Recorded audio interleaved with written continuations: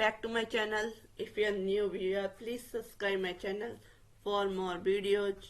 आज हम बात कर रहे हैं चैप्टर 1 प्रिलिमिनरी के सेक्शन 2 में कुछ डेफिनेशन मेरी प्रीवियस वीडियो में रह गई थी। जो चैप्टर 1 में मैंने प्रिलिमिनरी कराया था उसमें सेक्शन 1 एंड 2 की काफ़ी डेफिनेशन के बारे में डिफाइन किया था, तो कुछ डेफिनेशन उस वीडियो में रह गई थी। तो उस डेफिनेशंस को क्लियर करते हुए उसके बाद हम 3 से लेके 5 तक 2 से लेके 5 तक जो सेक्शंस है वो क्लियर करेंगे। उसके बाद नेक्स्ट चैप्टर 2 स्टार्ट हो जाएगा। तो स्टार्ट करते हैं आज की वीडियो। तो सब डिविजन्स उपखंड से क्या अभिप्रेत है? उपखंड sub division means a sub division of A district. उपखंड से किसी जिले का कोई उपखंड अभिप्रेत है, सब डिवीजन अभिप्रेत है। नेक्स्ट आता है definition summons case. Summons case means a case related to an offence and not been a warrant case.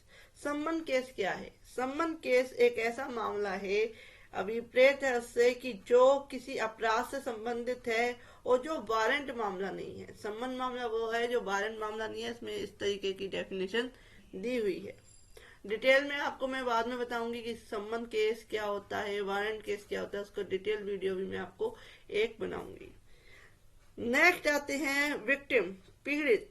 पीड़ित क्या होता है? तो पीड़ित victim means a person who has suffered any loss or injury caused by reason of the act and omission of the accused person and includes the guardian or legal heirs of such victim। पीड़ित से ऐसा व्यक्ति अभिप्रेत है जिसे अभियुक्त के कार्य या लोप के कारण कोई हानि या क्षति कारित हुई है, और इसके अंतर्गत ऐसे पीड़ित का संरक्षण विधिक वारिस भी शामिल है।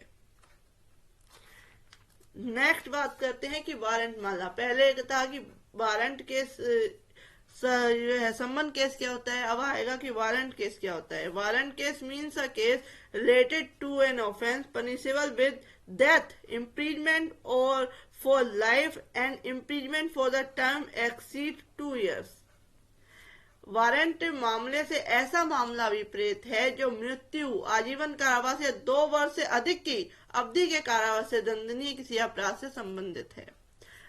यानी कि जो सम्मन केस है वो क्या है, जो छोटे मामले होते हैं वो सम्मन केसेस कहलाते हैं। अगर 2 year से ऊपर के जो केसेज होते हैं तो जिसमें 2 साल से अधिक की सजा होती है वो वारंट केसेस के अंतर्गत आते हैं। जैसे कि मृत्यु, आजीवन कारावास, 2 वर्ष से अधिक का कारावास, तो वो वारंट केसेस के अंतर्गत आते हैं, वारंट केस कहलाते हैं। नेक्स्ट आते हैं कि words and expression used herein and not defined but defined in the Information Technology Act 2000 and the Bharatiya Nyaya Sanhita 2023 shall have the meaning respectively assigned the them in that act and संहिता। उन शब्दों और पदों के जो इसमें प्रयुक्त हैं और परिभाषित नहीं है। इसमें क्या है, इस जो भारतीय नागरिक सुरक्षा संहिता 2023 है उसमें कुछ शब्द जो है इंक्लूड है, लिखे हुए हैं, लेकिन वो डिफाइन नहीं है कहीं भी। तो उस केस में जो सूचना प्रौद्योगिकी अधिनियम 2000 है और जो भारतीय न्याय संहिता 2023 में परिभाषित है वही अर्थ होंगे जो उनके इस अधिनियम संहिता में है। तो उनके जो उस संहिता में जो अर्थ है वो इस संहिता में इंक्लूड हो जाएंगे। नेक्स्ट बात करते हैं सेक्शन 3। सेक्शन 3 कहता है निर्देशों का अर्थ लगाना, कंस्ट्रक्शन ऑफ रेफरेंसेस, कि किसी को क्या निर्देश दिया गया है, किस जज को, किस मजिस्ट्रेट को क्या निर्देश दिया गया है, उसके बारे में बात करता है सेक्शन 3। जब तक संदर्भ में अन्यथा अपेक्षित ना हो, unless the content otherwise required, any reference is any law or to the magistrate without any qualified word, magistrate of the first class or the magistrate of the second class shall, in relating to any area be constructed as a reference to a judicial magistrate of the first class or judicial magistrate of the second class as the case may be exercising jurisdiction in such area। जब तक संदर्भ में अन्यथा कहीं कुछ ना लिखा हुआ हो, किसी विधि में, किसी क्षेत्र के संबंध में, किसी मजिस्ट्रेट बिना किसी विषयक शब्द के प्रथम वर्ग मजिस्ट्रेट और द्वितीय वर्ग मजिस्ट्रेट के प्रति किसी निर्देश का ऐसे क्षेत्र में अधिकारता का प्रयोग करने वाले यथास्थिति न्यायिक मजिस्ट्रेट प्रथम वर्ग और न्यायिक मजिस्ट्रेट द्वितीय वर्ग के प्रति निर्देश के रूप में अर्थ लगाया जाएगा। नेक्स्ट कहता है सबसेक्शन 2 कहता है सेक्शन 3 का कि जहां इस संहिता में विभिन्न किसी विधि के अधीन किसी मजिस्ट्रेट द्वारा किए जा सकने वाले कृत्य ऐसे मामलों से संबंधित हैं, where unless any law other than this Samhita the function exercisable by the magistrate related to the matter, जिसमें साक्ष्य का मूल्यांकन या छानबीन या कोई ऐसा जो है निश्चय करना अंतर्वलित है, इंक्लूड है, which involve the apprehension and sifting of the evidence of the formulation of any decision which expose any person to any punishment or penalty,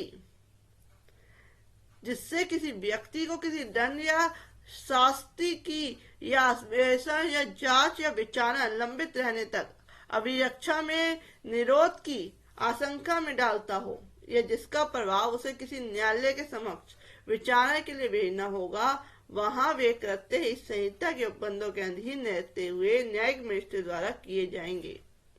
इसमें क्या कहा गया है कि किसी साक्ष्य का मूल्यांकन या छानबीन या किसी तरह का कोई इसमें निश्चय करना है, विचार करना है, अंतर्वलित है, जिसमें किसी व्यक्ति को किसी दंड या शास्ति की या अन्वेषण जांच या विचारण लंबित रहने तक अभिरक्षा में निरोध की आशंका में कोई निर्णय जो है डालता है, वहां उसका प्रभाव उसे किसी न्यायालय के समक्ष विचारण के लिए भेजना होगा, जो वे कृत्य इस संहिता के बंदों के अधीन रहते हुए न्यायिक मजिस्ट्रेट द्वारा किए जाएंगे। नेक्स्ट आता है सबसेक्शन बी, जो कहता है विच एन एडमिनिस्ट्रेटिव और executive in nature, such as the granting of a license and suspension of or cancellation of a license, sanction A, prosecution and withdrawing for the prosecution, they shall subject to provision of clause A to the exercisable by the executive magistrate। जो प्रशासनिक या कार्यपालक प्रकार के हैं, जैसे अनुज्ञप्ति का अनुदान, अनुज्ञप्ति का निलंबन या रद्द किया जाना, अभियोजन की मंजूरी, अभियोजन वापस लेना, वहां वे खंड ए के उपबंधों के अधीन रहते हुए कार्यपालक मजिस्ट्रेट द्वारा किए जाएंगे।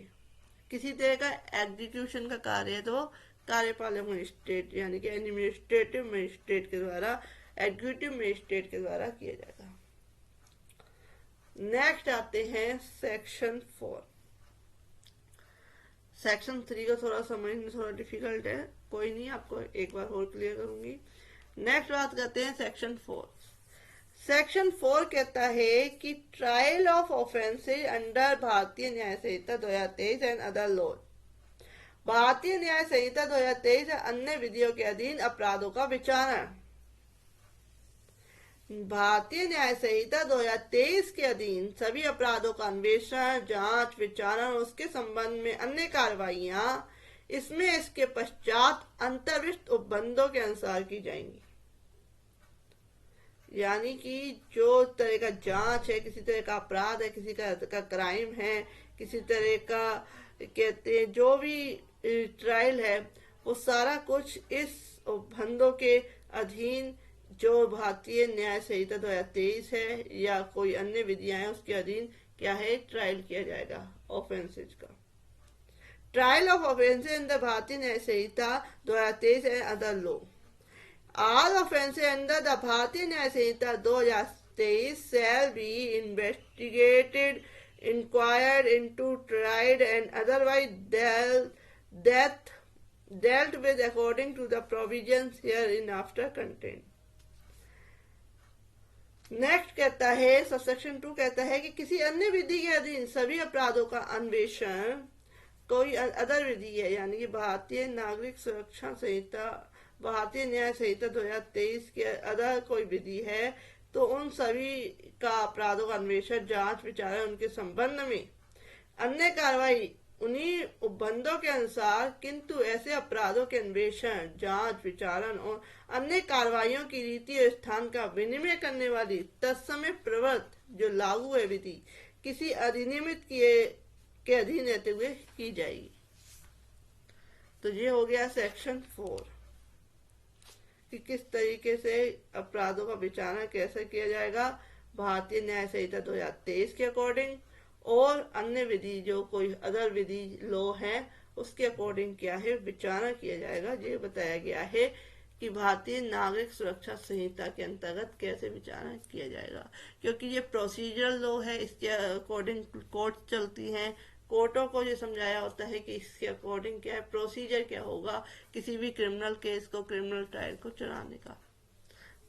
नेक्स्ट बात करते हैं, पहले एक कमेंट समझ लेते हैं। कमेंट है, टिप्पणी है कि भारतीय नागरिक सुरक्षा संहिता 2023 की धारा 4 के तहत उल्लेख की गई टिप्पणी दंड प्रक्रिया संहिता जो पुराना लॉ था 1973 की धारा 4 पर आधारित है। एक केस लो है खत्री बनाम बिहार राज्य 1981 SCC क्रिमिनल 503। इस केस में कहा गया कि आपराधिक प्रक्रिया संहिता के प्रावधान भारतीय दंड संहिता और अन्य आपराधिक कानूनों के तहत कार्रवाई पर लागू होते हैं और अपराधों की जांच के साथ साथ इस संबंध में पूछताछ, परीक्षण और अन्य कार्रवाइयों में भी लागू होते हैं। कि जो प्रोसीजर लॉ है, ये पहले CRPC था, इसका नाम अब क्या हो गया भारतीय नागरिक सुरक्षा संहिता हो गया है। तो इसका जो प्रोसीजर है इसमें the provision of criminal procedure code applied to proceeding under Indian Penal Code of other criminal law and applied to investigate of a offence as well as the inquiry, trial and other proceeding in this connection। तो clear हो गया होगा कि किस according ये law चल रहा है। जो पहले IPC था उसके अकॉर्डिंग चलता था, अब क्या है भारतीय न्याय संहिता हो गया है। नेक्स्ट आते हैं सेक्शन 5। सेक्शन 5 क्या कहता है? सेक्शन 5 कहता है सेविंग, व्यावृत्ति। Nothing contained in this संहिता shall in the absence of a specific provision of the contrary affect any special and local law for the time being in force or any special jurisdiction or power conferred or any special form of procedure prescribed by any other law for the time being in force।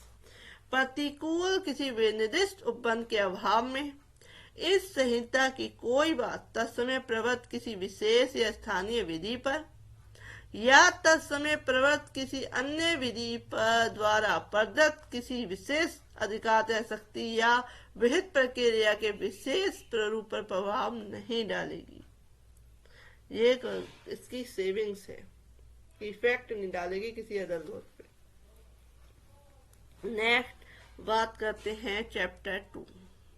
Chapter 2 हमें अपनी next video में आपको define करूंगी और जो कि related है constitution of criminal courts and offences, दंड न्यायालयों और कार्यालयों का गठन, ऑफिस कैसे, कोर्ट कौन कौन से दंड न्यायालय हैं, कौन कौन से कार्यालय हैं, कैसे इनका गठन होता है, क्या क्या इनका प्रोसीजर है, क्या क्या इनका वर्क है, ये सारा कुछ मैं अपनी नेक्स्ट वीडियो में क्लियर करूंगी। तो चैप्टर 1 क्लियर होता है इस वीडियो में, जो कि सेक्शन 5 तक था, 1 से लेके 5 सेक्शन तक था, जो क्लियर हो चुका है। आपके किसी तरह के एग्जाम है तो लॉ से रिलेटेड एग्जामों में आपको ये वीडियो बेनिफिशियल रहेगी। तो if you like my video, आप मेरे चैनल की प्लेलिस्ट में जाके अदर लॉ, CRPC, IPC, पुराने लॉ, ये सारा कुछ आप देख सकते हैं। हिंदू मैरिज एक्ट, दहेज प्रतिषेध अधिनियम, बहुत सारे एक्ट, साइबर क्राइम, इस तरीके के वीडियोज भी आप मेरे चैनल की प्लेलिस्ट में जाके देख सकते हैं। तो प्लीज सब्सक्राइब माय चैनल।